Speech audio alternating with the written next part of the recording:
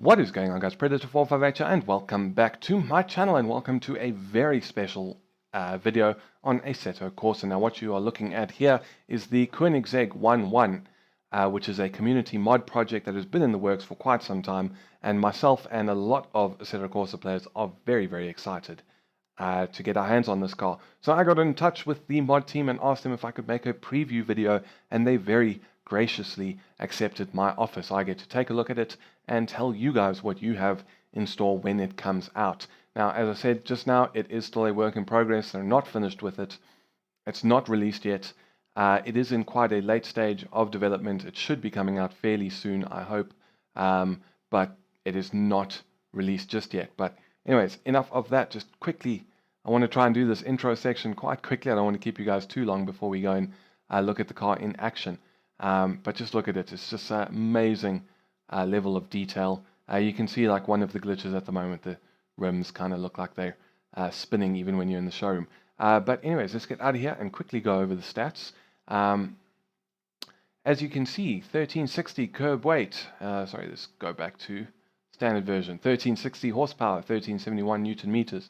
And that's what gives it its name, because it has 1 brake horsepower per kilogram of weight. Now, there are a couple of versions of this car. The standard version has the 1360 and runs on E85 bioethanol.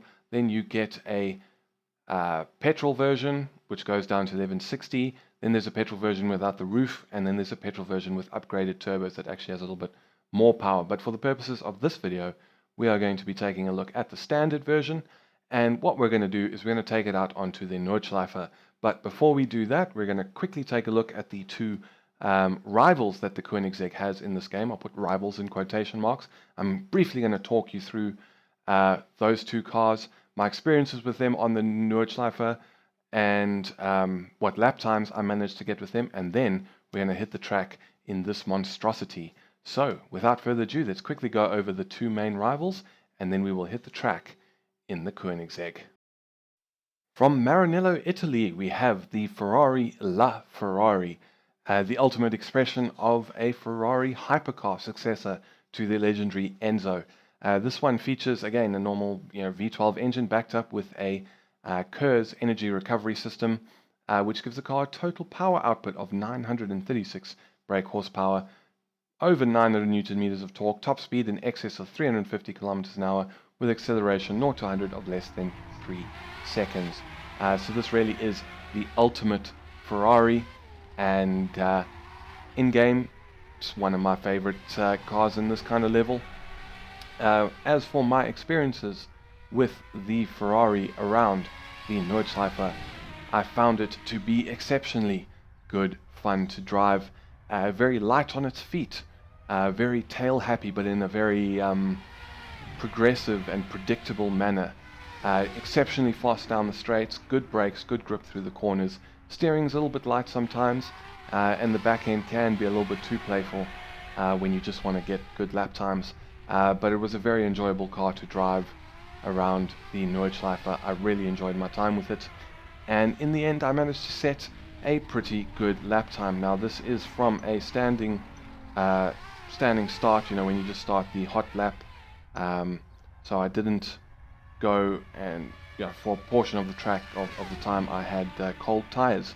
But anyways, the LaFerrari managed to lap the Nordschleife with me behind the wheel in 6 minutes, 50 seconds, 0.295. Now, I'm sure there's a lot of people out there who can go quite a bit faster, but that's what I managed to do in LaFerrari. Our second contender for the title of King of the Ring is the McLaren P1, weighing in at 1450 kilograms. It has 903 brake horsepower, 700 Newton meters of torque, a top speed of 350 kilometers an hour, and a 0 to 100 time of 2.8 seconds. Unlike the Ferrari, which uses a naturally aspirated V12 engine, this is a 3.8 liter twin turbo V8. Really good car, this, I must say. Very stable and very planted most of the time, while the Ferrari felt like almost like a dancer, going through the corners, very light on his feet. This was very planted, more downforce, it felt like. However, that could also be because while the LaFerrari felt like it understeered a bit in the higher speed corners. It was, it is more powerful, it's lighter, so it does enter those corners faster, which may be part of the reason. But still, this was very well planted, very easy to drive, a lot easier to drive fast than the Ferrari. Very enjoyable again. However, it does kind of, the back end is a little bit less predictable. Most of the time it's very planted, but it does tend to snap out in sort of unpredictable or unexpected times. So that kind of did make it a little bit more difficult, but it's still a really good car to drive. But anyways, as for the lap time, this rather surprised me. I managed a 6:52.215, so 2 seconds slower than the LaFerrari, and normally I'm always faster in the McLaren than I am in the LaFerrari, so it was quite a surprise for me. But I will note that on that lap the manual DRS system wasn't working for some reason. I do have it mapped to a button on my wheel, but when I pressed it, nothing happened. So lost a bit of time there. I don't think the lap was as clean as LaFerrari, but that's just sort of a benchmark time, bit slower than the Ferrari. So as it stands right now, LaFerrari is king of the ring. Let's see if the Koenigsegg can change that. Alright, and welcome to the Nürburgring Nordschleife and the Koenigsegg One. Now I'm going to quickly come forward and admit that this is post-commentary. I'm not recording this commentary while I'm driving, and the reason for that is, quite frankly, this car is such a handful that trying to talk and drive while still trying to put together a decent lap was proving really difficult. The clean laps that I got were too slow. The ones that were fast, they ended up having a massive mistake somewhere in them. So I eventually threw in the towel, gave up, and decided to just drive a lap, get a good time, and then I'll record some commentary afterwards. But anyways, so we are trying to beat the LaFerrari 6:50.2. We are using the Hypercar Trofeo tires. The track setting is on optimal, air temperature of 26 degrees, just to try and make this car a little bit more bearable, or not bearable, but easy to drive. But anyways, coming out to Flugsplatz, down to fourth, get through. Now, I was a little bit slow through here, but the car doesn't care. As soon as you can put your power down, it just absolutely rockets off. And a little bit of oversteer through that section right there, even in sixth gear at times. Down to fifth, we're turning in, doing 250 kilometers an hour, and now we're going to brake hard down to third. But I must say that the mod team responsible for this car, a big round of applause to you guys.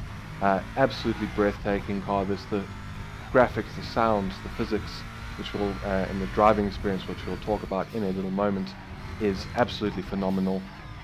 This car feels to me exactly what a 1360 brake horsepower mega car would feel like in the real world. It is just, I expect it to be an absolute handful in the real world, and it's an absolute handful here. You got to be really careful with the throttle pedal, and I was really hating on this corner tonight. It's so easy to just carry a little bit too much speed in this car and run wide into the grass, and we very nearly do it on this lap. Put a wheel on, lock the brakes, but we do manage to get through without too much of an incident.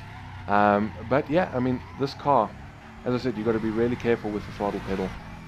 First, second, third gear, you will spin up the tires when the turbos come into boost, or the supercharger, or whatever it is, I forget. But once you're in fourth, then you can start to do it, but you can still spin the rear wheels if a bump catches you in just the wrong spot.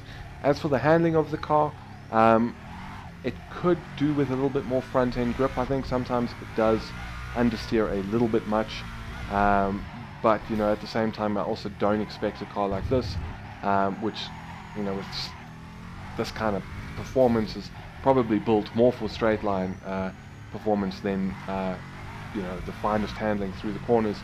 I don't expect it to quite be on the same level as the LaFerrari and the McLaren, but a little bit more front end grip and maybe some more downforce would be welcomed. But yeah, I mean, this car, you just have to give it your absolute undivided attention. As you can see there, I mean, third, fourth, still spinning, just still trying to get the back end under control. Such a handful, this car, but it's so rewarding. A little bit on the grass again and again here, but you know, we lose a little bit of time, but it's not the end of the world. Coming through here at 290 kilometers an hour, I'm going to drop down to 4th and get through this little corner. I think I did lose a little bit of time there compared to some of my other laps, but you know, got through there no problem. But yeah, I mean, this car, absolute full attention. As you can see, we are driving without ABS, without traction control, without stability control, all systems off, which is probably, this car would probably benefit a lot from having those systems on, but I always like to have them off, although I also always like to do live commentary when doing these reviews. But yeah, the driving and the commentary was just suffering too much with the amount of brain power you have to dedicate towards this car. Run a little bit wide again, but not the end of the world. And now we're getting into the really twisty part of the circuit. Probably not the car's strongest suit. But yeah, I mean, I just have one thing to say to Kunos. You guys need to get hold of this mod team. And here we run very wide on that first bit, but we're able to stitch it back together for the second bit. But you guys need to get hold of the mod team. Work out to deal with them to use their work. Get hold of the owner of Koenigsegg, and you guys need to license this car, because we need this as official content. It's just absolutely brilliant fun. Massive challenge, as I said, but that just makes it all the more rewarding when things start coming together and you're able to keep the back end under control, get the front end to go where you want. You do kind of need to turn in earlier. It feels like the front end, you know, you need to start turning in earlier than you do in the McLaren and the Ferrari. Otherwise, it just sort of exacerbates the oversteer and you just run even further wide from the apex. But once you start to get into a groove with this car, it's really, really rewarding. It's really good fun, and an immense challenge. But you know, as with everything that's very challenging, when you get it right, it just feels so much more rewarding. But I mean, you can see the lap time's looking good. We have 5:40. We're trying to beat 6:50.2, so we've got just over a minute to get to the start-finish line to see if we can beat the LaFerrari. And massive oversteer here. Still trying to get the back end into line, but now we're coming on to where this car really shines. We're taking a pretty good line through here, I think, keeping the rear end under control, and now we can just nail the throttle pedal and just power down the straight. We're already over 200 miles an hour, 320 kilometers an hour. The Ferrari maxed out at about 345, 350. That's 390, 405, 7. I think 407 is what I saw. And now we're going to try and get it all slowed down for this little section. Because if you mess up your braking point, you'll never slow down in time. But we get it down to second gear, and now we're getting through. We're looking good. We've done a 6:42, 3, 4, 5.5, and that's my best lap time in this car. Originally my best was 6:49, and we just bettered it. So really, to CCX and his team, a round of applause. You guys have done an absolutely fantastic job, and thank you again. Thank you so much for giving me the opportunity to do this preview video, and I hope everyone watching this is now even more excited for the Koenigsegg One than they were already, because I know everyone's been dying to get their hands on this car. But anyways, that was about it for this special preview video. If you enjoyed, please feel free to hit the thumbs up button down below and consider subscribing for more Assetto Corsa, World of Warships, War Thunder, and Armored Warfare. But yeah, I think that is everything that I have to say. This is Predator 458 signing off, and I will see you guys next time.